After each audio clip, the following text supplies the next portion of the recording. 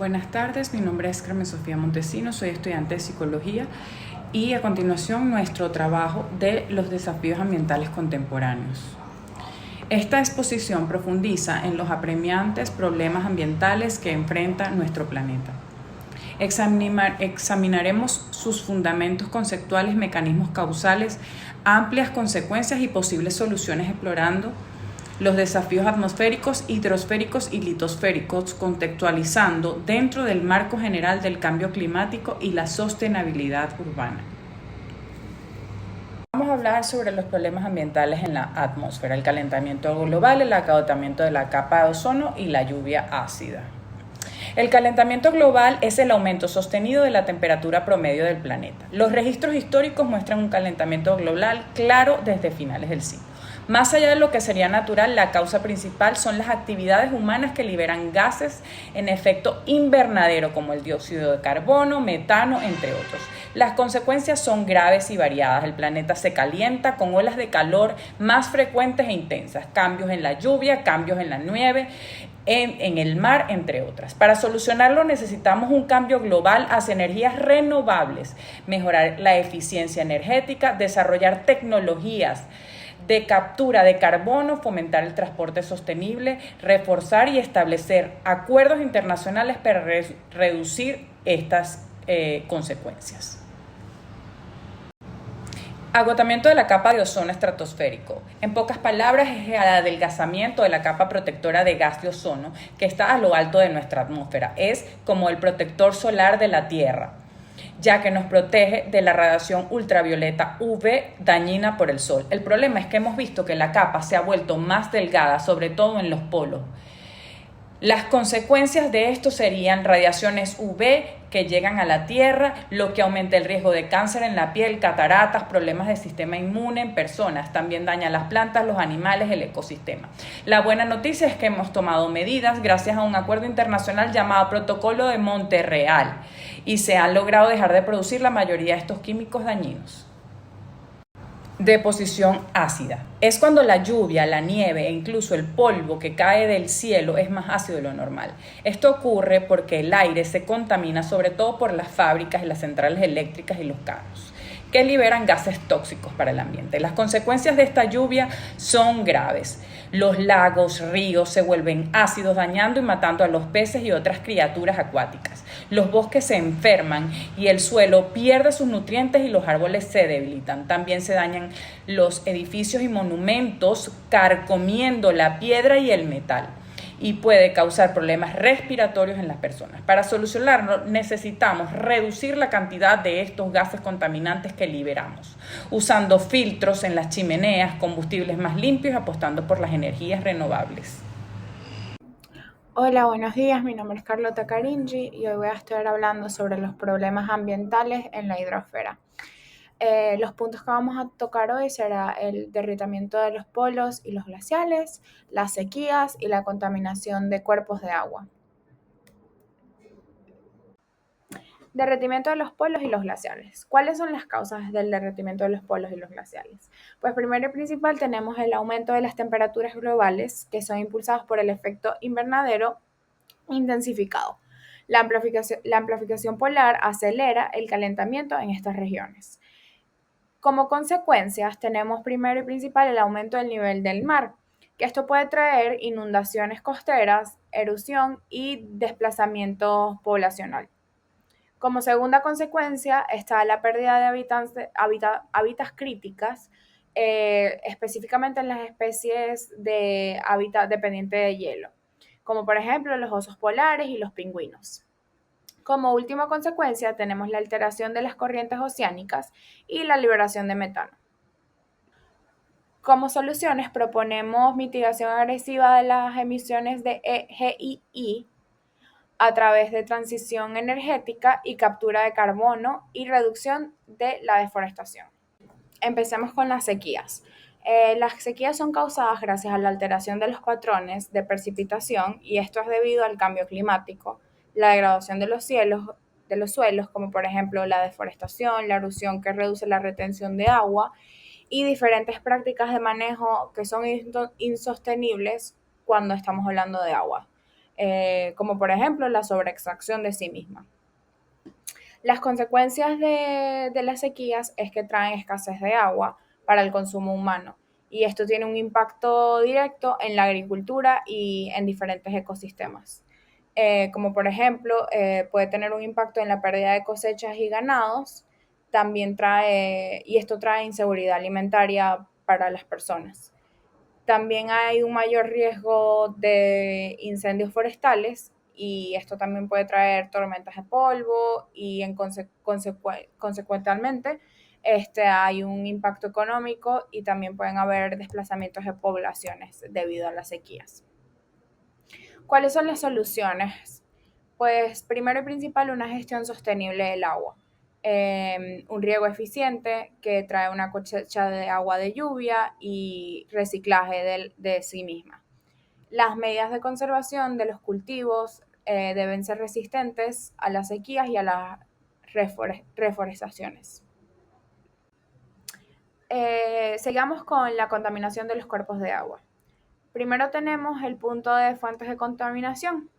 Tenemos diferentes fuentes de contaminación. La primera sería la doméstica, que es debido a las aguas residuales sin tratar. La industrial, que es vertido de productos químicos y metales pesados.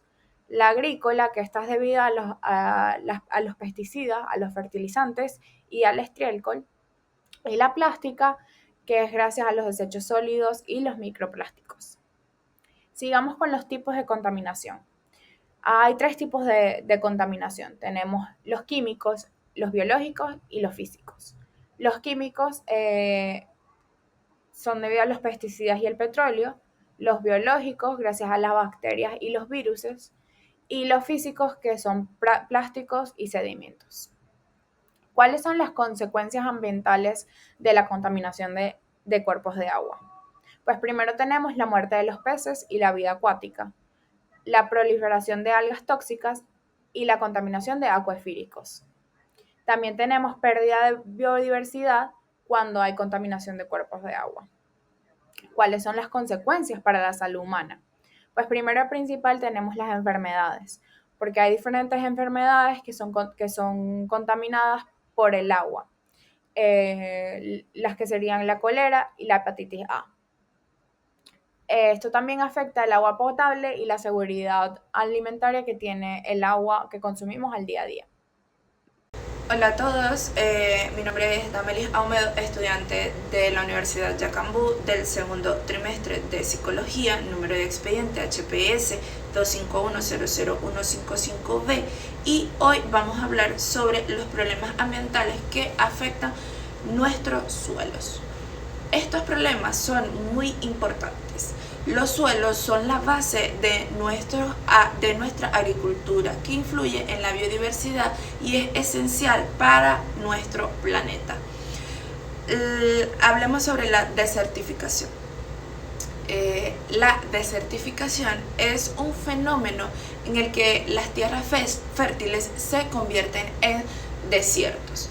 Esto ocurre principalmente por el cambio climático, que provoca un aumento de las temperaturas y cambios en las lluvias.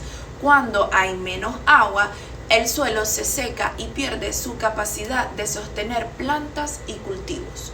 Otras causas importantes es la deforestación. Cuando talamos árboles, eliminamos la vegetación que protege el suelo. Sin esta protección, el suelo se erosiona más fácilmente por el viento y la lluvia. Además, muchas prácticas agrícolas, como cultivar siempre lo mismo en el mismo lugar, agota los nutrientes que lo hace menos productivo. Las consecuencias de la deforestación son graves. Primero, hay menos tierras disponibles para cultivar, lo que significa que producimos menos alimentos. Esto puede llevar a que las personas se vean obligadas a abandonar sus hogares y buscar mejores condiciones de vida.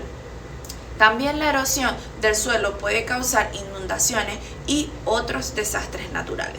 Hablemos sobre el uso de plaguicidas. Los plaguicidas son productos químicos que se utilizan para controlar plagas en los cultivos. Aunque son útiles, su uso excesivo puede tener efectos negativos. Por ejemplo, en la agricultura intensiva, donde se cultiva solo un tipo de planta, se necesitan pesticidas, lo que aumenta el uso de la contaminación. El uso indiscriminado de plaguicidas contamina el suelo y el agua. Esto no solo afecta al ecosistema, sino también pone en riesgo la salud de las personas que vivan cerca de los campos tratados con estos químicos. Además, muchos insectos benéficos y plantas que ayudan a mantener el equilibrio ecológico pueden morir a causa de estos productos. Pasemos a la sobreexplotación y las actividades mineras y agrícolas. La sobreexplotación se refiere al uso excesivo de recursos naturales, como el suelo, sin darle tiempo de recuperarse. Esto es un problema creciente debido a la demanda de minerales y alimentos en el mundo. Las actividades mineras y agrícolas, cuando no se realizan de manera sostenible, pueden causar graves daños. Por ejemplo, la minería puede destruir grandes hectáreas de terreno, lo que lleva a la pérdida de biodiversidad y a la degradación del suelo. En la agricultura, el uso de técnicas insostenibles puede agotar los recursos del suelo y reducir su fertilidad. Las consecuencias de la sobreexplotación son preocupantes. La degradación del suelo significa que se vuelve menos fértil y más difícil de cultivar. Esto puede resultar en una menor producción de alimentos, lo que afecta la seguridad alimentaria. Además, la contaminación generada por actividades pueden tener efectos devastadores en la salud de personas en el medio ambiente. También generan conflictos sociales, ya que las comunidades a menudo luchan por acceder a recursos naturales que necesitan para sobrevivir. Ahora pasemos a hablar sobre las conclusiones y las soluciones. Proteger nuestros suelos es fundamental para la sostenibilidad del planeta. Si no cuidamos nuestros suelos, enfrentamos problemas graves que afectan nuestra salud, nuestra seguridad alimentaria y el medio ambiente. ¿Qué podemos hacer? Primero, es crucial promover prácticas agrícolas y minerales sostenibles que respeten el medio ambiente.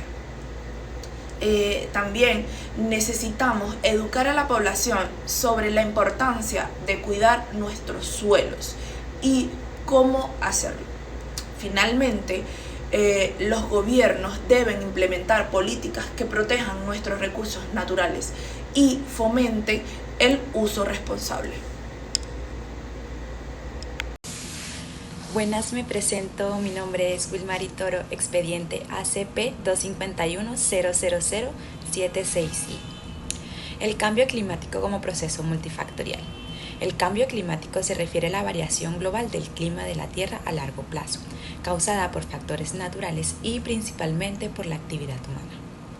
Se manifiesta en fenómenos como el aumento de temperaturas, el derretimiento de glaciares, cambios en los patrones de precipitación y fenómenos meteorológicos extremos.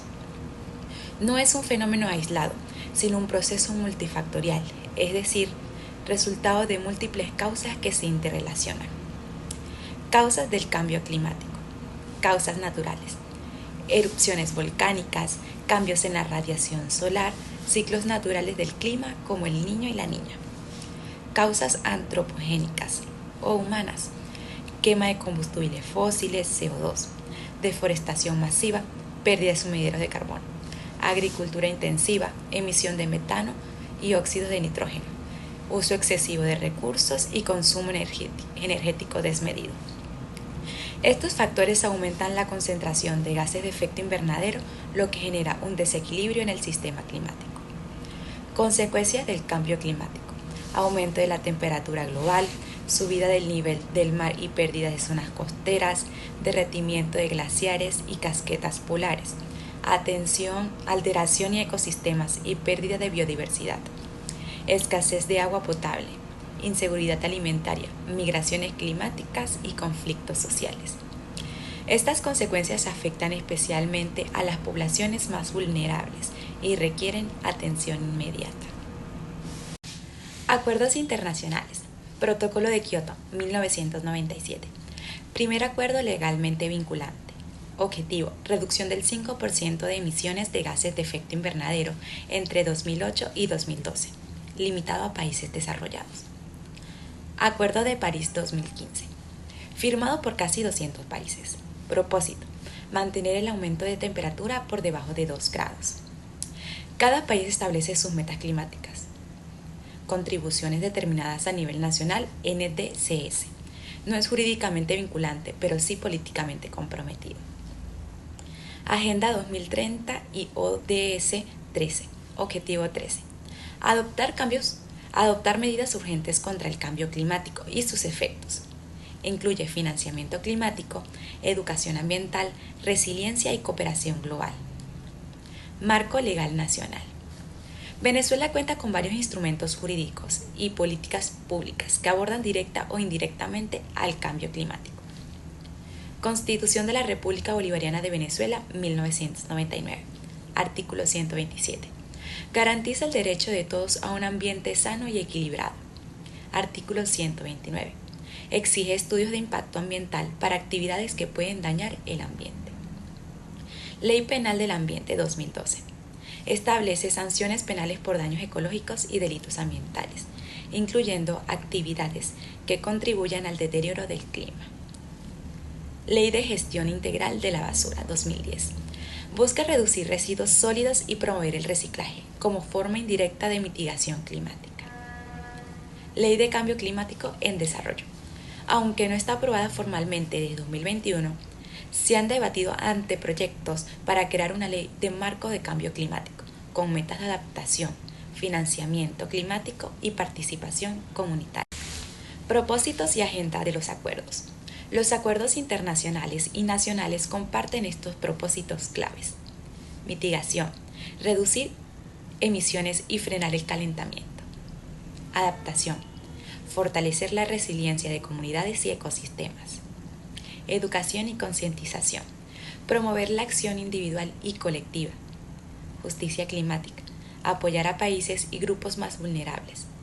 Tecnología y financiamiento, garantizar recursos para la transición ecológica. En la agenda del Acuerdo de París y ODS se discute cómo cumplir metas mediante informes de progreso, fondos climáticos y cooperación técnica. El cambio climático es un desafío global que exige acciones coordinadas y urgentes. Las leyes, protocolos y acuerdos son herramientas fundamentales, pero deben ir acompañados de voluntad política y compromiso ciudadano. Y recuerda, no hay un planeta B. Lo que hagamos hoy define nuestro mañana.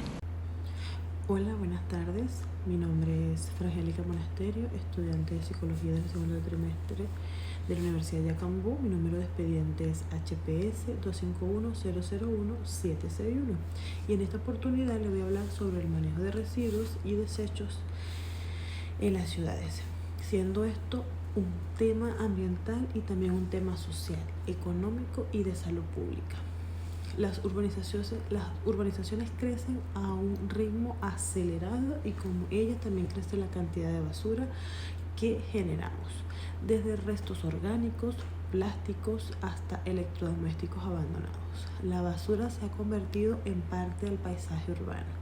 El problema no es solo lo que botamos, sino lo que hacemos y lo que pasa después de esto. Uno de los errores más comunes es pensar que al sacar la basura de casa ya no es un problema, pero la verdad es que todo residuo mal gestionado vuelve en forma de malos olores, enfermedades, ríos contaminados o calles llenas de plástico. El problema se agrava en sectores donde no hay un sistema adecuado de recolección ni educación ambiental. Allí la basura se quema al aire libre o se lanza a quebradas, generando focos de contaminación y riesgo para la salud.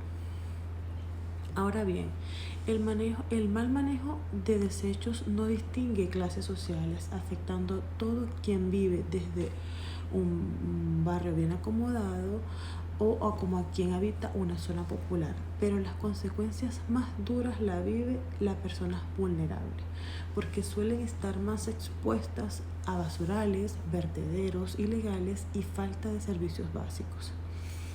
Ante esto, el manejo adecuado de residuos debe partir de la base de la educación ciudadana, desde la separación de orígenes tanto orgánicos, reciclables, no reciclables, los peligrosos y hasta reducir el consumo de empaques innecesarios. Luego viene la parte estructural. Los municipios deben tener infraestructuras eficientes para recolectar, clasificar y tratar los residuos. Y lo más importante, se necesita voluntad política, porque sin leyes claras, sin presupuestos y sin control, todo queda en buenas intenciones. El manejo de residuos urbanos es un reto compartido, no es solo responsabilidad del Estado, ni solo del ciudadano, es una tarea colectiva. Si queremos ciudades limpias, saludables y sostenibles, tenemos que dejar de mirar la basura como una suciedad y verla como lo que es, un espejo de lo que somos como sociedad.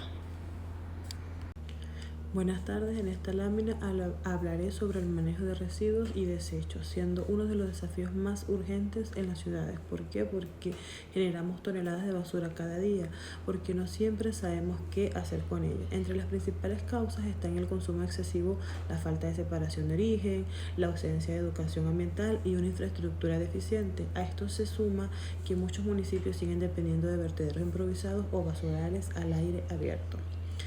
Esto trae graves consecuencias: contaminación del suelo, del agua, proliferación de enfermedades, malos olores y pérdida de biodiversidad. Además, se desperdician materiales que podrían ser reciclados o reutilizados, lo que genera más presión sobre los recursos naturales. La solución no es mágica, pero sí posible. Primero necesitamos educación ambiental, desde las escuelas hasta las comunidades. Es clave enseñar la separación de origen, distinguir entre desechos orgánicos e inorgánicos. Los orgánicos se pueden compostar y convirtiéndolos en abonos, y los inorgánicos pueden ir a procesos de reciclaje o reutilización. La estrategia de las 3 R's, reducir, reutilizar y reciclar, es fundamental, pero también debemos avanzar hacia un modelo más moderno. La economía circular, que busca que los productos no terminen en la basura, sino que vuelvan al ciclo productivo que una vez tuvieron. Por supuesto, esto requiere inversión, más puntos limpios, recolección, plantas de tratamiento y sobre todo compromiso político y ciudadano, porque sin responsabilidad colectiva no hay gestión sostenible posible. No se trata solo de botar menos, sino de pensar más. La basura que generamos dice mucho de cómo vivimos, pero también puede decir mucho de cómo queremos vivir, y eso empieza por cambiar nuestros hábitos aquí y ahora. Hola profesora, mi nombre es Stephanie Rodríguez. Ahora hablaremos de un tema que muchas veces pasa desapercibido, pero que tiene un impacto directo en nuestra salud y bienestar: la contaminación sónica y lumínica. Este tipo de contaminación se genera por causas como el ruido excesivo, el uso de luces artificiales descontroladas, el tráfico constante, la construcción sin planificación y un alumbrado público ineficiente. Aunque a simple vista no lo parezca, sus consecuencias son bastante serias. Afectan los ritmos biológicos tanto en humanos como en animales. Generan estrés, problemas para dormir y hasta alteraciones en nuestro sistema nervioso. Además, se pierde un derecho fundamental que pocas veces mencionamos: el derecho al silencio. Frente a esto, es importante aplicar soluciones como el uso de tecnologías eficientes, regulaciones en zonas urbanas y crear conciencia sobre la necesidad de reducir el ruido y controlar el uso excesivo de luz, sobre todo en horas nocturnas. Pasamos ahora a una problemática profundamente humana: la pobreza, la marginalidad y el hacinamiento. Estos fenómenos están relacionados con la falta de acceso a recursos básicos, altas tasas de desempleo, viviendas precarias y una marcada brecha social que afecta a millones de personas, especialmente en sectores vulnerables. Quienes viven estas realidades enfrentan también una gran vulnerabilidad emocional, física y económica, y muchas veces Su única alternativa de ingreso proviene de la economía informal, lo que limita sus oportunidades de crecimiento a largo plazo.